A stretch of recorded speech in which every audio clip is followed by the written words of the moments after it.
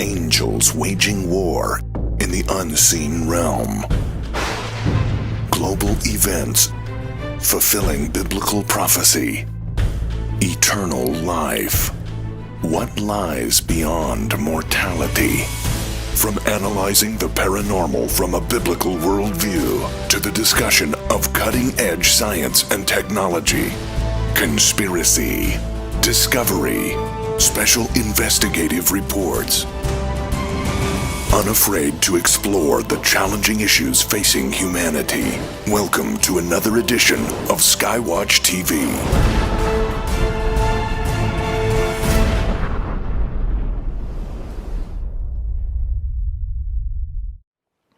Good evening, folks. This is Tom Horn coming to you again with Skywatch Television. But we have some very special guests we're going to be talking with for actually the next few weeks here on Skywatch. We're going to be running a special series with our very good friends once again, and actually just now returning from their expedition to Peru, Tiahuanaco, Sardinia. Steve Quayle, my good friend. Hi, Steve. Great to have Tom. you back. Well, I'm excited because today we're going to be talking about the True Legends, Technology of the Fallen, Episode 1, and building on David Flynn's work, which obviously is in the David Flynn collection. Tim Alberino was the feet on the ground. He was the expedition leader, and having lived in Peru, being accustomed with so many native legends and knowing so much about Peru, it was the natural. He got to go back to a place he lived for 10 years and basically follow up on the chronicles of the conquistadors.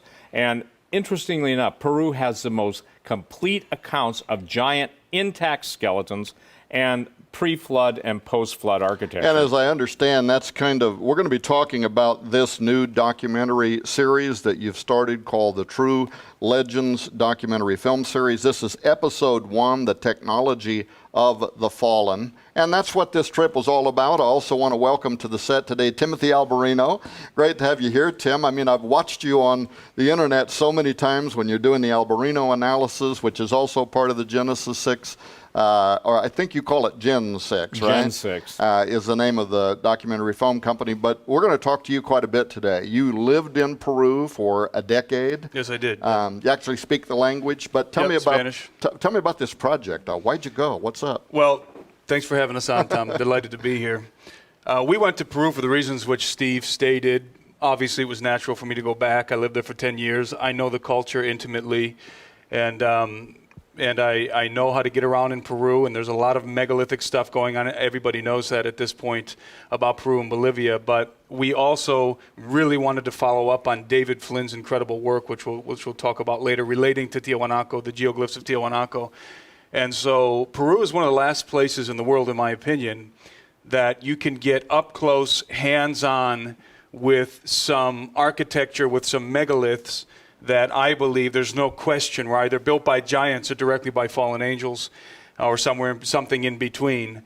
And so it made sense for us to go there. Just that was the natural choice for us to do our first not our first expedition, but our first episode in this series. Yeah, and I mean, you had some real experiences there. You're being followed everywhere you go. You said you felt the Vatican presence, but you also had the government presence.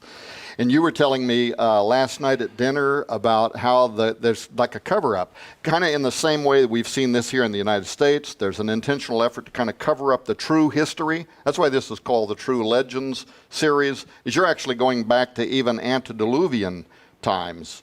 And you said you found there, like, the difference between post and pre-flood artifacts. This documentary is mainly focused on the technology of the fallen, meaning the architecture and the technology that was in play before the flood of Noah, in the pre-flood world, which is referred to as the antediluvian world.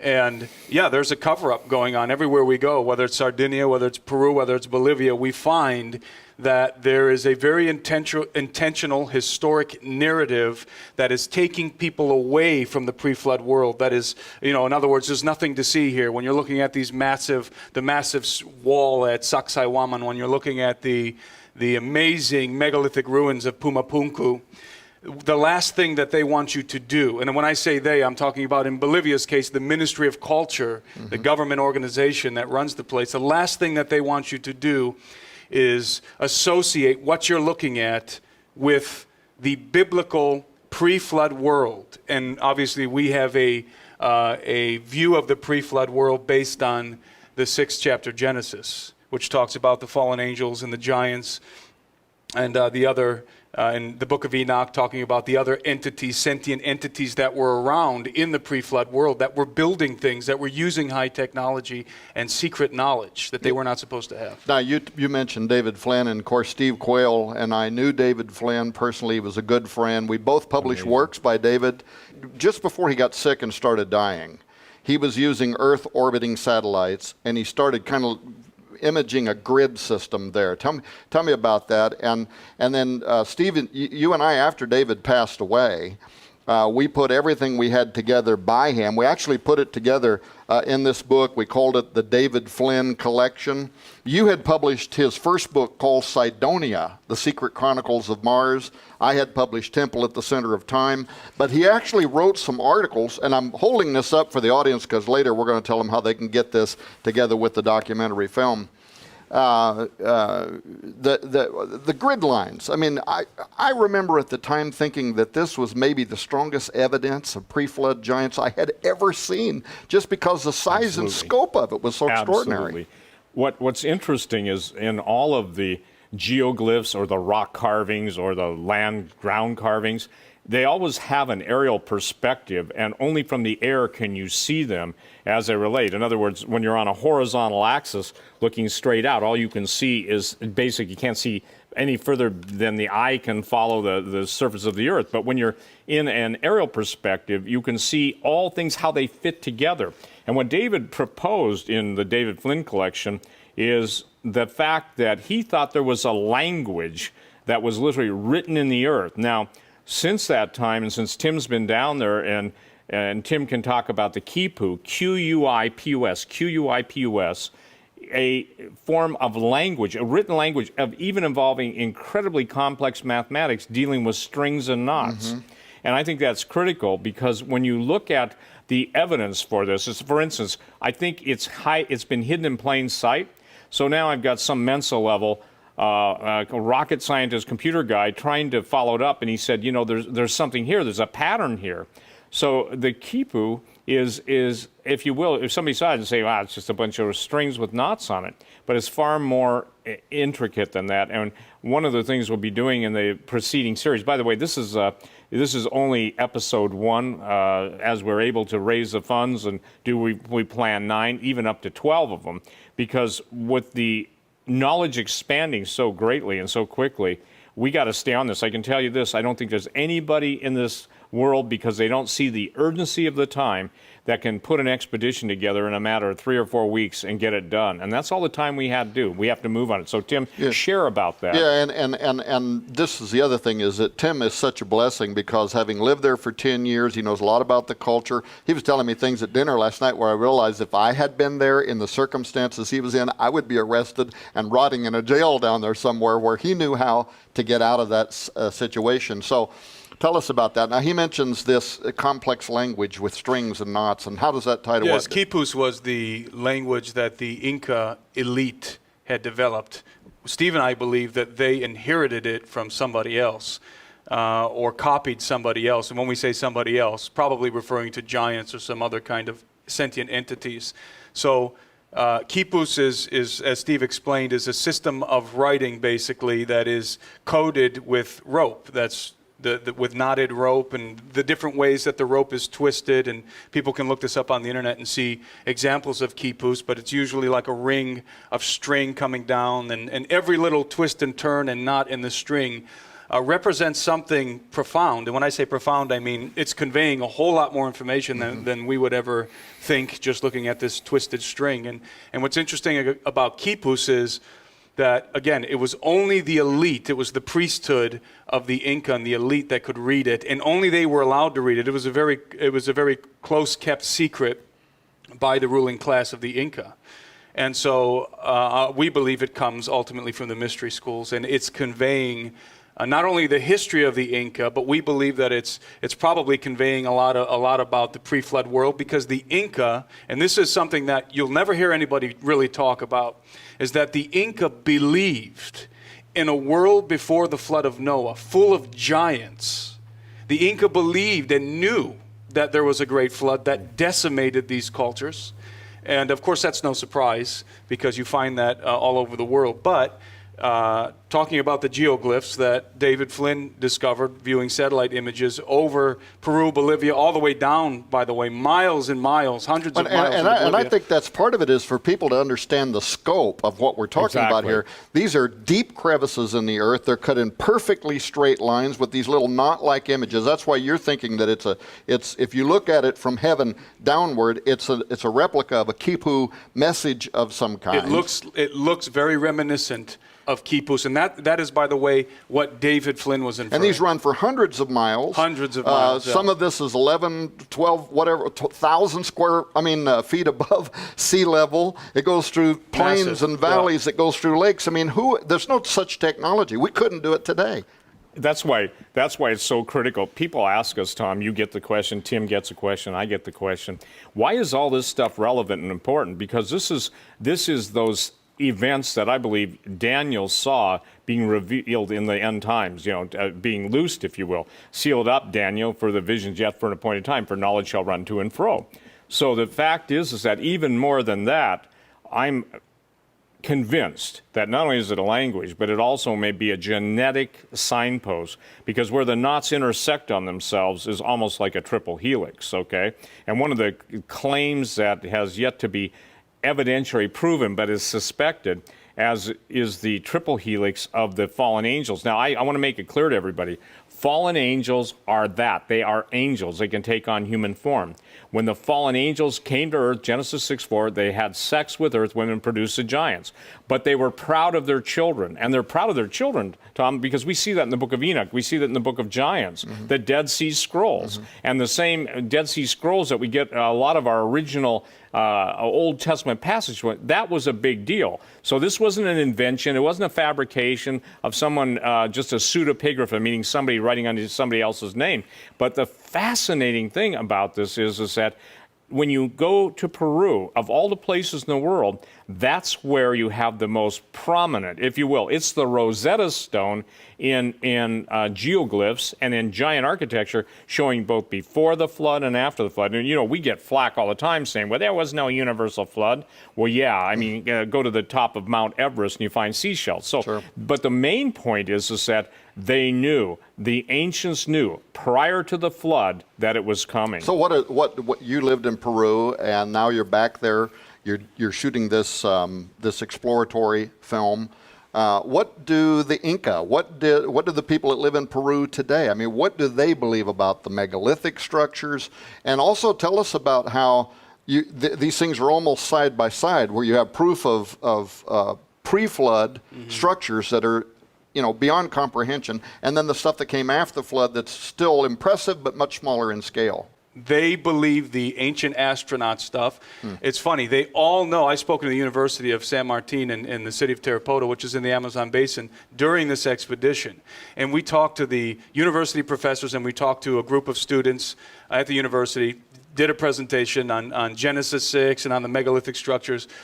And it was amazing to discover that they all knew about ancient aliens. They all knew about ancient astronaut theory. None of them had ever heard a biblical explanation for the megaliths in their own country, including a couple of the professors that were believers, that were Christians, had never heard an explanation outside of the traditional explanation, the traditional historic and the ancient astronaut theory. So we were really presenting to the Peruvians themselves for the first time this idea that there were fallen angels that had offspring that were giants, ancient technology, forbidden knowledge. It was surprising to them. Now, I've understood that some of the earliest, explorers, archaeologists that went into Tiwanaku, they went up above Lake Titicaca, when they were talking, and what was this, 100 and some years ago, but they're talking to the people that were living there at that time, saying, where did the gate of the sun, where did these giant megalithic structures, these giant stones, where did all this come from? And according to the explorers then, they were told, we don't know, it predates us, but our oldest stories tell us that these were built by giants. It's more than that, see, because the Inca themselves knew, and you're not going to hear this on ancient astronauts. They knew that the Puma Punku and some of the older structures were built before the Great Flood decimated them. They knew this. This was common knowledge, not just with the Inca, but with the other natives that lived in the territory of Peru during and after the conquest of Peru by Francisco Pizarro. And what's really interesting is that when the chroniclers and the conquistadors came upon Tiahuanaco, when they arrived there, what do you think that they said about it? They said, look, evidence of the pre-flood world. That's what they said. They said they knew the Inca believed it, and they confirm it in the documents that we have that were given to me by. And this is all going to be part of the document. Oh yes, this is all featured in our documentary film. And you brought with you today some of the conquistador reproductions. We've got the helmet, we've got the sword, but this sword, people will not be able to see the depth of this thing. I don't know if maybe they can go to the wide angle there. How long is that thing from the shield down there to the point?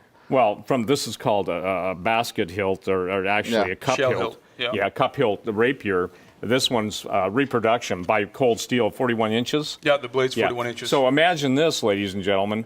And I'll let you give the background, but imagine putting that into the eye socket of an attached giant skull, from the base of the hilt to the tip of the spear, going through the eye socket to the back of the head. Now, this is the records of the country. This is historical records. That's a big boy, 36 and feet tall. These bones existed when they invaded. And this is something, again, that not many people have any idea of. And let me lay the background here. No, but quickly, and I want you to lay the background. But so what? How long did you say this is? 41 and it inches. takes the length 41 inches to go in the eye socket and come out the back of the head. That's touch the back of the inner That's how they cranium, measured it. So now, if you had somebody who's good at measuring skeletons, well, we did that. We did that, Tom, because someone's actually calculated it and using the standard parameters, even of the elongated skulls. The skull would be 6 feet tall. It would be 40 inches. The skull. The eye socket, the back, 40 inches, and the eyes somewhere between 24 and 30 inches apart. How tall would that make the whole skeleton? The conquistadors, tell them what the conquistadors said. Yeah, so let me give people a context for this, and we go through all of this in great detail in this. This is exciting stuff. In this DVD. The context of the documents that I was given while in Puno, which is on the shores of Lake Titicaca, by a very well-known archaeologist. He gave me digital files, digital copies of the actual records of the conquistadors and of the chroniclers after them, and the ones that were with them. They came from Lima, the records, the digital files. And because I asked him, have you ever seen any evidence of giants in Peru? He said, well, I, as an archaeologist, have not. I asked him another question, are there historical records of giants in Peru? He said, yes, there are. Yes, there are. So he went and got those for me and gave the digital copies of those documents on a disc to me, and I reviewed them and was astounded, and he was astounded. Now, is this being reproduced in True Legends documentary? Yeah, absolutely. These will be here. So the context of what we're talking about in terms of the historical documents is the conquest of Peru by Francisco Pizarro and about 168 conquistadors in the mid-16th century. The chronicles that we have, the records that we have, are the historical records from which we derive the history of the conquest. And so what did the conquistadors say about the height of this giant? We're talking about these conquistadors took their swords, which are very likely rapiers or something like rapier swords, and stuck their blades through the eye socket of this giant that was uncovered on the bank of the river. And as Steve was saying, the tip of the blade, it was so large that it went in through the eye socket and the tip of the blade barely touched the back of the inner cranium.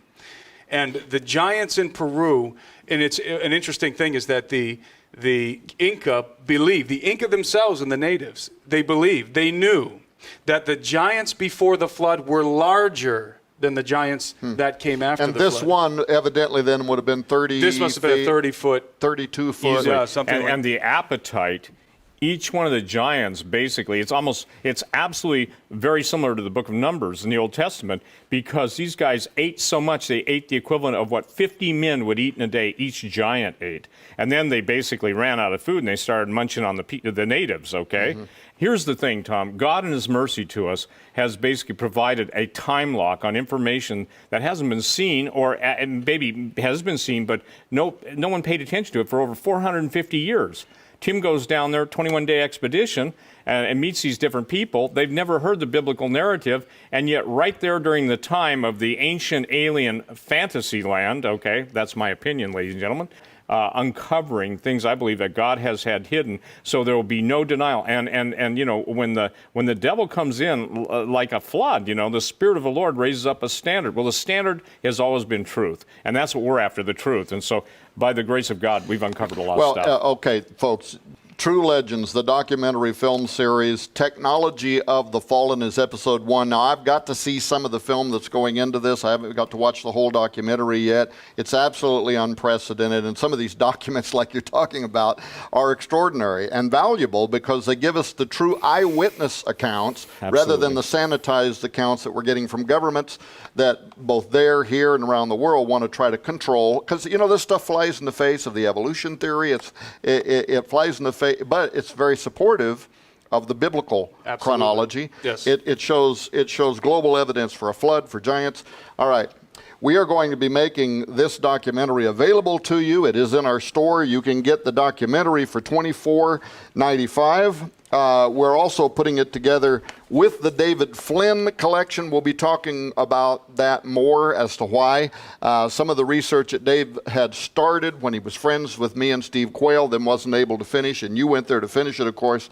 The two of those together available for $39.95. That's a $60 value, but you can get the film by itself if that's what you choose to do. While we have you gentlemen here, we're going to keep you for 4 weeks. We're going to talk about some of the other books and products too that you have available. But tell me about Sardinia real quick, because we're going to run out of time in about 2 minutes. Let me really quickly also mention that we also visited a alleged Stargate. We went to Pumapunku, we went to Tiwanaku, so it wasn't just about the giants and stuff. We went and checked out Aramumuru, you know, so we did that's in this episode. So that we investigated Stargate, giants, Pumapunku, Tiwanaku, Lake Titicaca, UFOs. It's all in here. This Amaramuru, if I'm saying it right, is that the famous image where there's like a rock with like a doorway? Yes, it is alleged to be it's famed to be a Stargate. Yeah, well, but why? I mean, what did the ancients we go say? into that in the documentary, and we expose some things that we found surprising there too.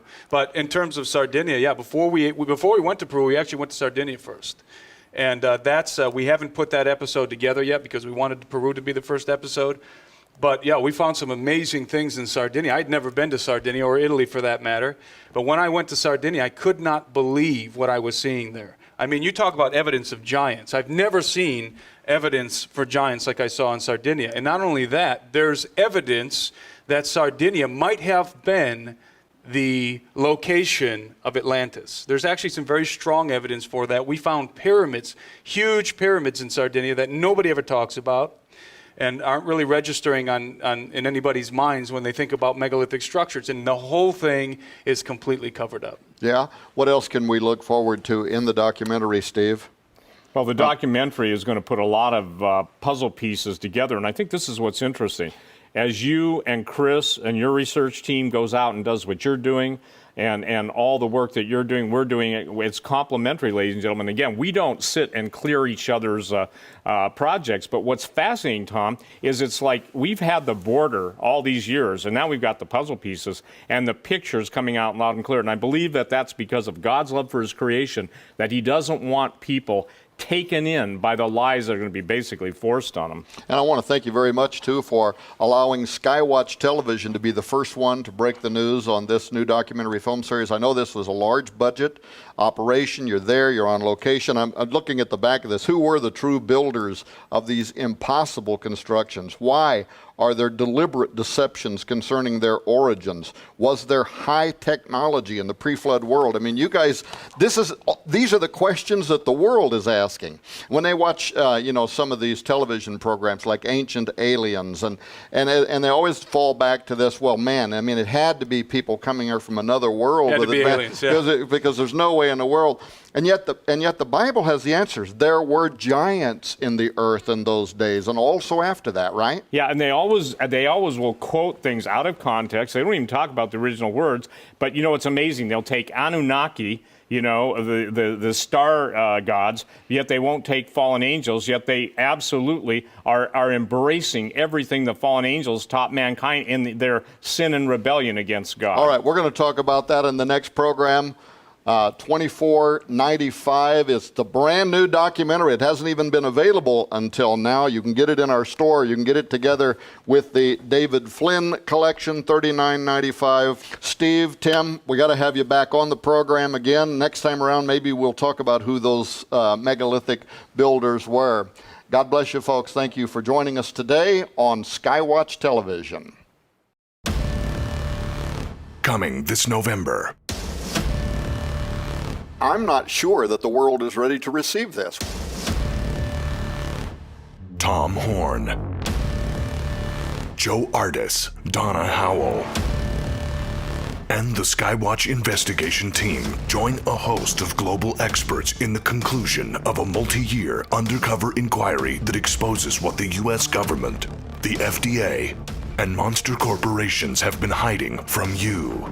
We're talking about everything from the food that we eat to animals and pet animals to ultimately humans. Literally, what we have been doing with genetically modified crops, what we have and are doing with transgenically made animals, we fully intend to do with the human race. I mean, how many people know right now that the last scientist in Congress, Bill Foster, recently spoke before Congress. He wrote an article for The Hill in which he says that right now the top science departments in our government that dole out taxpayer-funded revenue have already been ordered to literally create the guidelines that are going to be used for genetically modifying the human race. I think 90% of Americans would be shocked if they learned that their cats and dogs were eating these diseased meats and euthanized pets. Euthanized pets.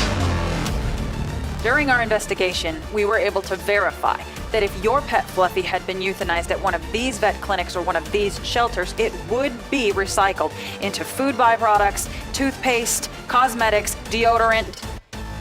The stench is overwhelming. It's unbelievable. Coming in November, an unprecedented, official and imposing undercover report that exposes what government agencies and greedy corporations are hiding about a genetic menace that is slowly, quietly, secretly killing and transforming all of creation.